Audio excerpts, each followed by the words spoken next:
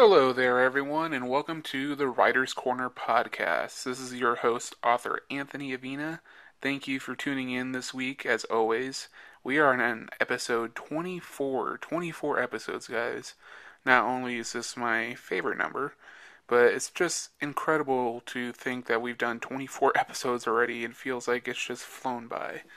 I think we're getting into the swing of things. We're getting a good handle on how we're going to do this podcast, and I have a really incredible topic to talk about this week. Something that I can kind of relate to, as it's something that I've been dealing with the new release of Void, my book. This week's topic is going to be criticism in writing, the good, the bad, and the unnecessary. Now, the reason why I'm talking about this topic this week is because my book, my new novella, Void, released, and it's been doing really well. I've had both readers and reviewers come up and tell me how much they like the book. I recently had a feature done in my local paper.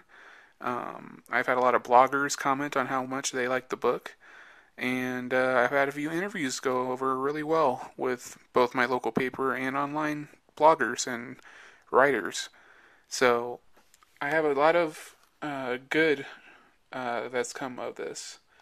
However, there's also been bad, and there's also been unnecessary, and that's what I want to talk about this week. Now, let's go over the good reasons to accept criticism in your writing. Writing is an ever evolving thing. I don't think anyone, even the most skilled writers in our world, can ever sit there and say they are perfect writers. I think that as we continue our journeys to become better writers, we always have to be willing to accept criticism to improve on our writing. Good examples of this are when we miss grammatical things like punctuation, spelling, the placement of certain aspects of your story, things that may have even been missed by an editor. Criticism allows us to better understand the ever-evolving rules of writing and allows us to build a better script, a better manuscript out of the criticism. I know that I have evolved greatly in my writing after dealing with a lot of criticism. I welcome criticism as long as it's constructive.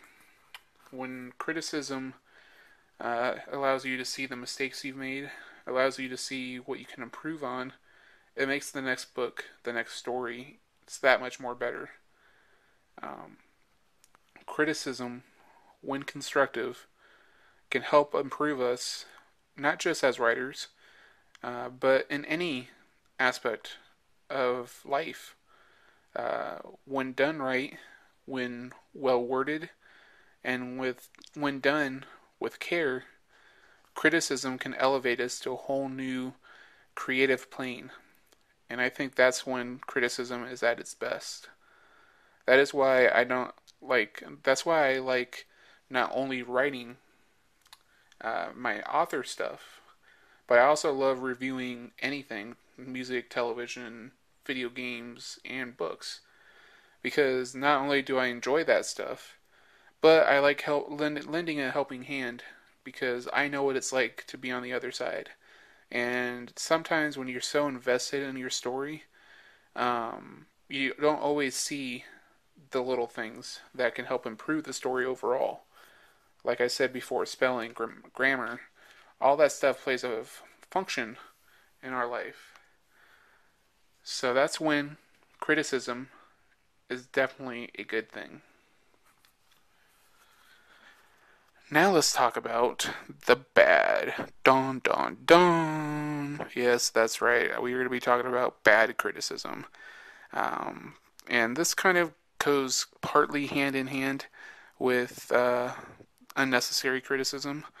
But I did want to separate these a little bit. First of all, for those of you listening to this on SoundCloud or iTunes, or even on our YouTube channel, I'm going to be filming a couple of clips for my daily vlogs on YouTube youtube.com/GunslingerPimp, which is my YouTube channel, Avina Vlogs. I'm going to be filming a couple clips to put in the daily vlogs. So if you hear a beep, that is that sound. So yes, those of you watching on my YouTube channel, here we go. Here's a little bit of the behind the scenes of this podcast. So now we're going to talk about the bad criticism that always hinders our writing.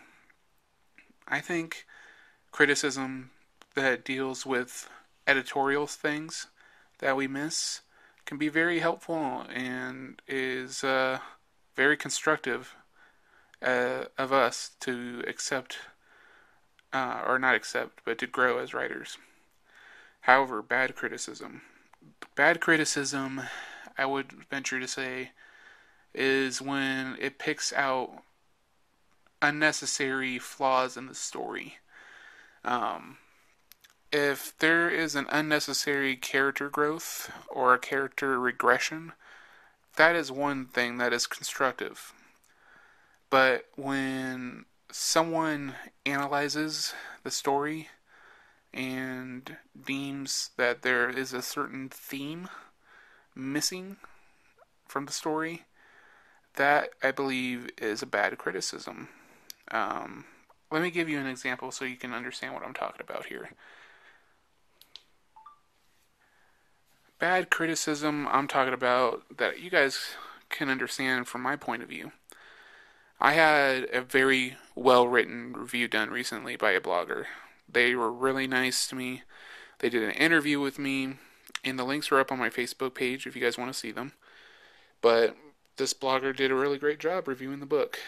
But one thing that they criticized in their, they have a certain section where they have critical comments. They made a note that besides the few grammar issues here and there, that there was an anti-family theme in the story. Now, this is an example of bad criticism to me. I say this because the criticism is just not true. They say that there's an anti-family theme throughout the whole book, but it's just not true. In fact, the whole story of Void is a redefinition of family.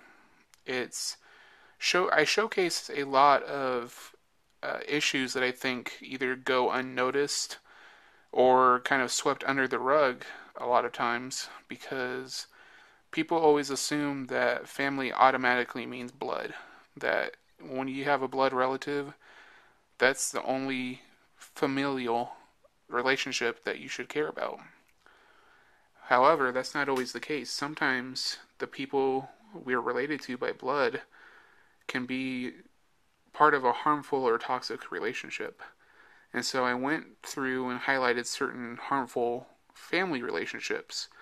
Relationships such as abuse, such as unsupportive relatives when it comes to someone's sexual identity. I talked about verbal abuse, alcoholism, and its effect on a family. I deal a lot with this stuff, not personally, just in this book. However, I also wrote about how a group of friends could come together to form and create their own unique family. Something that I think a lot of people could benefit from in real life. Sometimes a person's family by blood isn't enough or isn't even there in the process for you to lean on. But sometimes a person can have a close-knit group of friends or could work towards having a close-knit group of friends that can kind of serve as a makeshift family. Also, the reason why this is another bad criticism is because I'm not going to give away plot points, but there are certain familial relationships that are damaged to an extent in the book that end up being resolved by the end of the story. So part of me wonders if the whole story was read or if they kind of skipped around. Um, that's another reason why criticism can be bad. See, what I'm getting at here is criticizing a story for a theme that does not exist can harm not only the author's creative, um, flow and the story that they wrote, but it can also impact readers' choices when it comes to choosing a book. Makes you wonder how many people really read that and thought there was an anti-family theme and were turned off from reading it. Um, that's when criticism can be harmful or bad because that kind of theme was not present in the story. The story was actually a redefinition of what family means and was meant to help people who don't have family in their life get to a better place in their life where they can lean on their friends and their loved ones. Family does not always equal blood, and that's what I wanted to show. Now I'm going to talk about unnecessary comments. The criticism that blatantly has nothing to do whatsoever with a story, and I think a lot of us podcasters out there, a lot of us writers, a lot of YouTubers, a lot of people, especially in this day and age with the internet, can kind of sympathize with this point I'm about to make.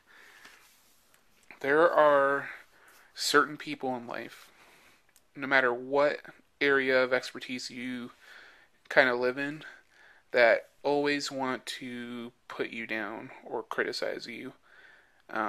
And if they can't find a good reason, and if they can't find a bad reason, but that happens to be related to what you're doing, they'll make stuff up just so that they can put you down. This, what I'm talking about here, is comments like, um, it's just a simple one like "you're stupid." Let's analyze that. When someone writes that down in the comments, and this is not from experience, just so you know, I'm just talking about in general comments I've seen on other people's work. When someone comments on a blog post, let's say, or on a picture, and says, "You're stupid, you're ugly," um, you know, just childish, amateurish kind of things, what does that add? What kind of context does that add to the author or the writer's work overall? How is that helping anyone in any way? This is when criticism becomes um, blatant threats, blatant disregard for human decency. This is when criticism becomes insults. This is what I call unnecessary criticism. There's nothing to contribute to the writing whatsoever. Um, if a person were to leave a comment on my Amazon page right now, um, saying there were a few grammatical issues here and there, but the story was overall well written, that's a good criticism. I'll know which grammatical things to look out for in the future. If someone were to leave a review like the one I described, saying that there was an anti-family theme, that would be a bad criticism. It still deals with the story overall. It does have an impact on the story. However, it's a bad criticism because it's not true. An unnecessary comment would be, um, let's see, an unnecessary comment would be looking at my picture on my Amazon page and going, "This dude ugly."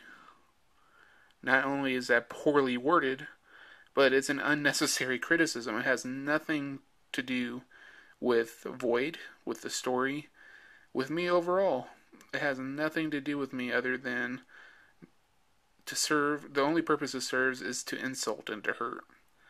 That is an unnecessary criticism. I think it's something a lot of people in the world have to deal with, whether in person or behind a computer screen now. The world is full of people who take advantage of the beauty of the internet and hide behind it in order to hurl insults at one another. This is unnecessary criticism. In conclusion, this is the end of the podcast this week. This was just a topic I felt like talking about because it had bearing on something I went through recently with a review. It was a very well written review. I got a good rating on it. However, I wanted to clarify it, not because I hold any ill will towards the writer of the blog, but simply because I didn't want there to be any misconceptions about the story. So I thought, hey, that's a good idea.